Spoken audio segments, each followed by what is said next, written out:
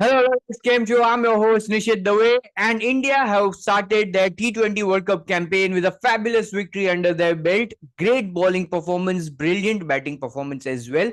There were a lot of questions कि team का composition क्या होने वाला है, ओपनिंग कौन करने वाला है, बॉलिंग कॉम्पोजिशन जो है वो कैसा दिखने वाला है इंडिया के लिए. Also how would this New York pitch react. So yes, there's a lot to discuss about in this video. So without wasting any further time, let's dig in deep.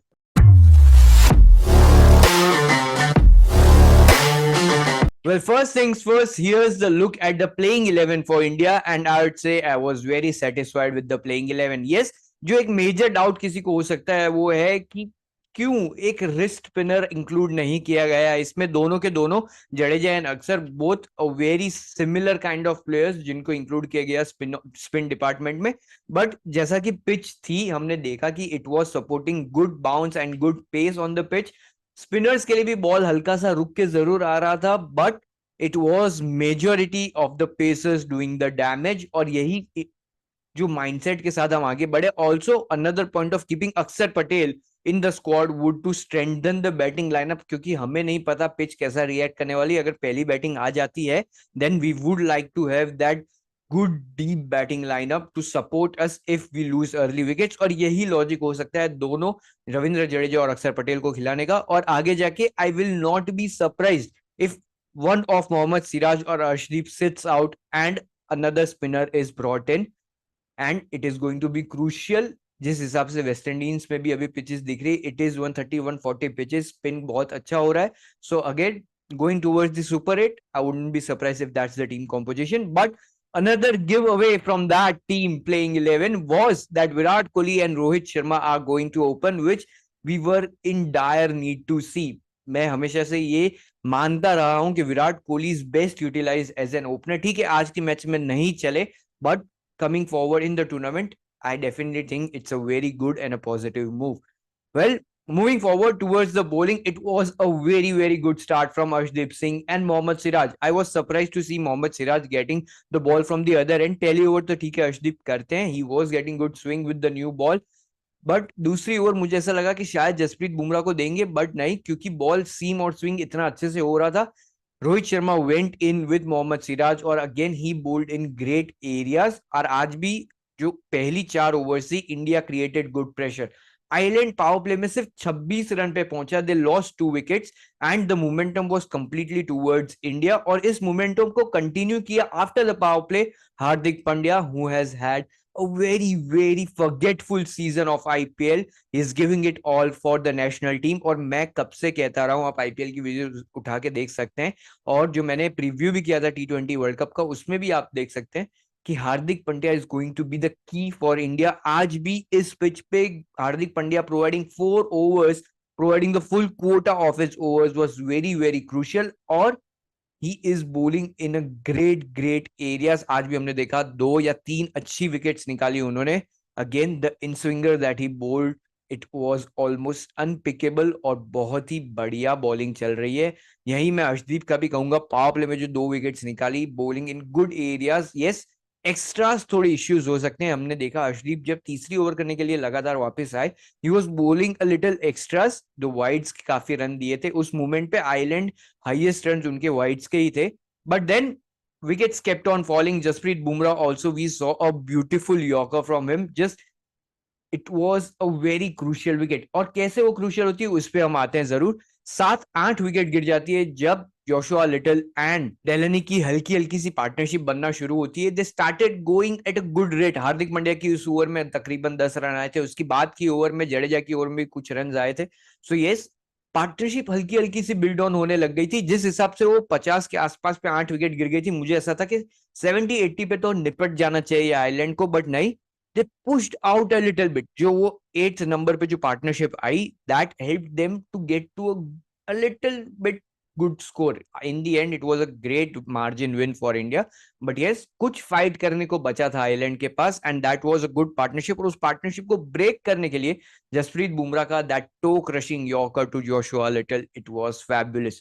Again, the use of Jasprit Bumrah is going to be very very important. हम जानते हैं कि जसप्रीत बुमराह आज भी power play में जब आखिरी over डालने आए, he bowled a maiden over. All the batters are going to be a little wary of Jasprit Bumrah. उनका प्लान यही रहेगा कि 4 ओवर अगर Jasprit Bumrah is bowling in good areas, then कहीं ना कहीं से 4 ओवर इनके निकाल देते हैं, इनको ज्यादा विकेट्स नहीं देते. We can target the other bowlers, but kudos to India, they were very very good with the ball and with the field as well. सारे ही बॉलर्स ने काफी अच्छे एरियाज में बॉलिंग की. इट वॉज अक्षर Patel also who got 1 wicket. और spin का भी देखा हमने, थोड़ा हल्का रुक के आ रहा था ball. Of course, it was a very difficult pitch to bat on. काफी वेरिएबल बाउंस था. हमने देखा कि जो गुड लेंथ की बॉल, कुछ बॉल्स जो 7 to 8 मीटर मार्क पे आ रही थी, वो एकदम उछल के जा रही थी, almost going towards the above the head of the batter. और कुछ बॉल एकदम ही लो रह रही थी. So yes, to get your timing right on this pitch was very very difficult. और यहाँ पे Rohit Sharma getting a half century, just helping India cruise through that target was very very crucial. हम ये जरूर कह सकते हैं कि island dropped Rohit Sharma in the second over itself. और यहाँ पे अगर वो सेकेंड स्लिप में वो कैच हो जाता, रोहित शर्मा आउट अर्ली, और अगर कंटिन्यूटी में माने विराट कोहली भी 1 रन पे आउट हो जाते, then India could have been under pressure. But in the end, Rohit Sharma rided his luck and a fabulous 50. Yes, towards the end, he went out of the field. Out नहीं हुए थे वो, retired hurt हुए. So I just hope everything's all right. और ये precautionary move रहा होगा, क्योंकि संडे को एक काफी बड़ा मैच आ रहा है, that is India Pakistan. So everyone wants to be fit for that game. Also on this pitch it was always risky, क्योंकि इंजरी चांसेस बढ़ जाते हैं. हमने भी देखा आइलैंड भी जब बैटिंग कर रहा था, काफी ऐसे बॉल थे जो ग्लव को छू रहे थे और आर्म्स पे आ रहे थे. सो यस, इंजरी कंसर्न्स थोड़े बढ़ जाते हैं. ऋषभ पंत को भी 2-3 जो है बॉल हिट किए. So yes, I hope everything's all right. But with that, let's move on towards India's batting and the way they approach the chase. Well, first of all, मैंने देखा कि दोनों ही batters were taking their time. ठीक है, pitch का bounce, pitch की speed हल्की बहुत समझने की कोशिश की. Virat Kohli, the wicket that he lost was towards aggression. हम जनरली देखते नहीं है, but Virat Kohli, this is the Virat Kohli I want in power plays. ठीक है, कुछ दिन आपकी विकेट चली जाएगी, but the aggression mindset, the positive mindset is definitely there.